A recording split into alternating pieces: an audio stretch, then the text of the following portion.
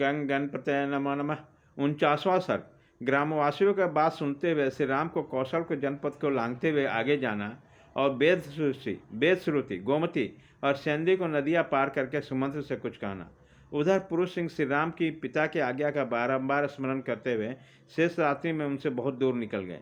इसी तरह चलते चलते कल्याणमयी रजनी भी व्यतीत हो गई। समेरा होने पर मंगलमयी संध्या उपासना करने विभिन्न जनपदों को लांघते हुए चल दिए। जिनकी शिवा के पास भूमि की जोत दी गई थी, उन ग्रामों तथा फूलों से सुशोभित वनों को देखते हुए वो उत्तम घोड़ों द्वारा शीघ्रतापूर्वक आगे बढ़े जा रहे थे। तथापि सुंदर दृश्यों को देखने में तन्मय रहने के कारण उनकी रथ की गति धीमी सी जान पड़ती थी।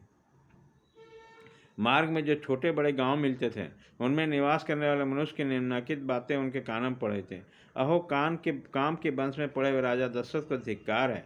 हाय हाय पापशिला, पापासक्त, क्रूर तथा धर्म मर्यादा को त्याग करने वाली कैकेयी को तो दया छू भी नहीं गई, अब वह क्रूर और निष्ठुर क्रम में लगी है। जिसने महाराज कैसे धर्मात्मा, महाज्ञानी, दयालु और जितेंद्र पुत्र को वनवास के लिए घर से निकाला दिया। जनक नंदिनी महाभाग सीता जो सदा सुखों में रहती, अब वनवास के दुख कैसे भोग सकेगी। अहो क्या राजा दशरथ अपने पुत्र के प्रति इतने स्नेहहीन हो गए, जब प्रजाओं के प्रति कोई अपराध न करने वाले श्री रामचंद्र जी को यहाँ परित्याग कर देना चाहते हैं। छोटे छोटे गांव में रहने वाले मनुष्यों की ये बातें सुनते हुए वीर कौशलपति श्री राम कौशल जनपद की सीमा लांघकर आगे बढ़ चले गए।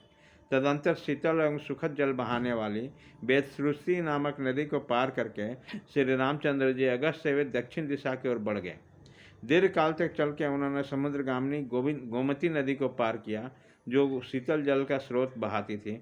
उनके कछार में बहुत सी गांवें विचरती थी। शीघ्रगामी घोड़ों द्वारा गोमती नदी को लांघ करके श्री रघुनाथ जी मोरों तथा हंसों के कल्लों को व्याप्त शानदी नामक नदी को पार किया। वहाँ जाकर श्री राम ने धन धान्य से संपन्न अनेक अवतारों जनपदों से घिरी हुई भूमि को सीता को दर्शन कराया, जिसे पूर्व काल में राजा मनु ने इक्ष्वाकु को दिया था। फिर श्रीमान पुरुषोत्तम श्री राम ने सूत कहकर सारथी को बार बार संबोधित किया और मदमद हंस के समान मधुर स्वर में इस प्रकार बोला। सूत, मैं कब पुनः लौटकर माता पिता से मिलूंगा और सरयू के पार्श्ववर्ती पुष्पित वन में मृगया के लिए भ्रमण करूंगा। मैं सरयू के वन में शिकार खेलने की बहुत अधिक अभिलाषा नहीं रखता। यह लोक में एक प्रकार के अनुपम कीड़ा है जो राजर्षियों के लिए समुदाय का अभिमत है। इस लोक में वन में जाकर शिकार खेलना राजर्षियों के कीड़ा के लिए प्रचलित हुआ था, अतः मनुपुत्रों द्वारा उस समय की गई कीड़ा अन्य धनुर्धरों का अभिष्ट हुई।